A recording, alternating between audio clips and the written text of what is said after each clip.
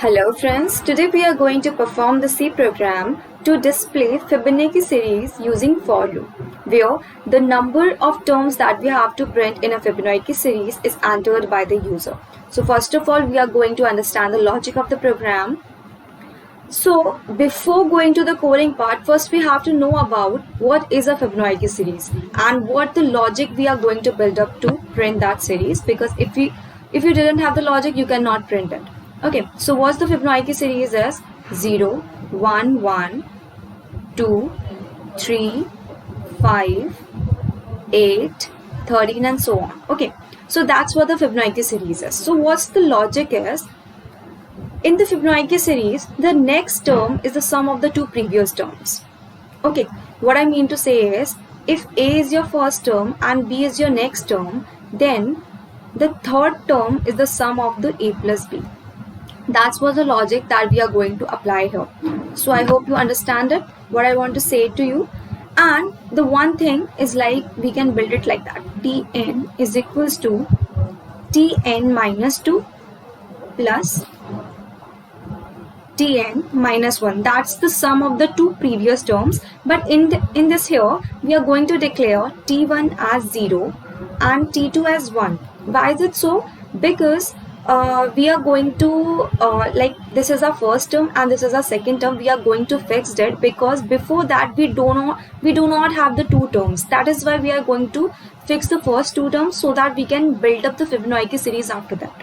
Okay, and one more thing is here, somewhere the Fibonacci series starts with 1 and somewhere it starts from 0, and we are going to build the program series which starts from zeros.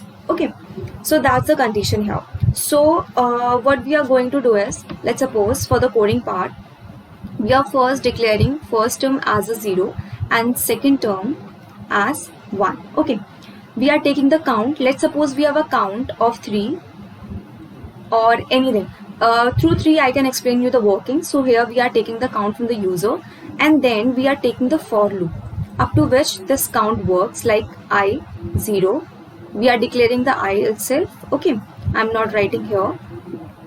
That was C and I plus plus. That was a for loop which is for working. And then after that, we are not directly printing it from this, the first two terms. We are using this statement like, if I less than equals to 1, then that nt was a next term. In next term, we are going to put the I. So how it works is, this part will help us to print the first two terms that was fixed, that is 0 and 1.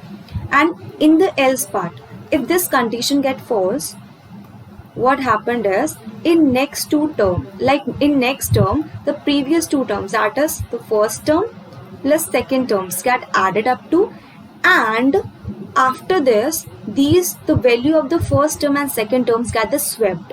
How it is, like first term is equals to second term and then second term next term. So I hope you understand that. What I want to say is, it means like A is equals to B and B is equals to C, then C is equals to A plus B. This is what I want to say. Okay, so I hope you understand it.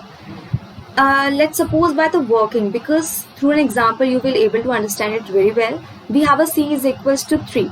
So for I 0, what we do is 0 less than 3.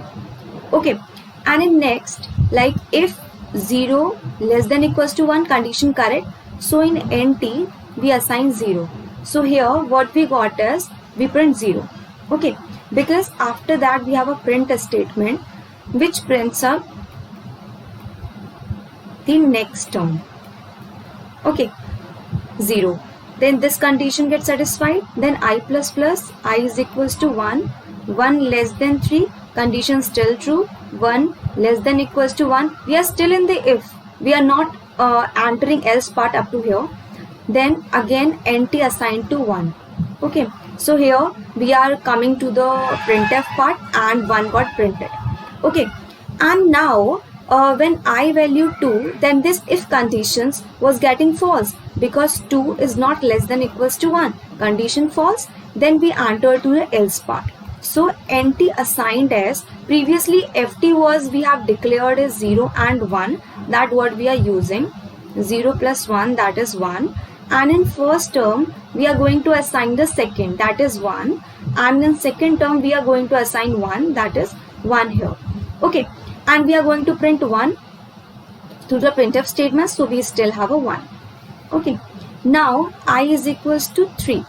What up to here is, if condition again gets false, then we come to the else part. In else part, nt is equals to first term. Previously first term was 1, we write it as a 1, and second term is a 1, we write it as a 1.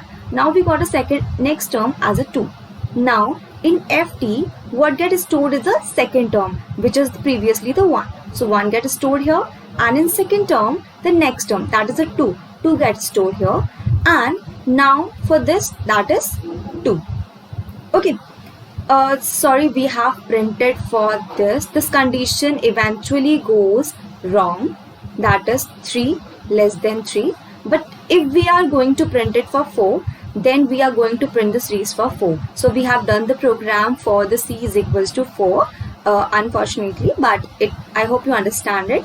If we are for c is equals to 3, then only up to this part get executed and this series gets printed. But for c is equals to 4, this series gets printed. So I hope you understand the logic of the program and the concept behind the Fibonacci series. Let's run for the programming part.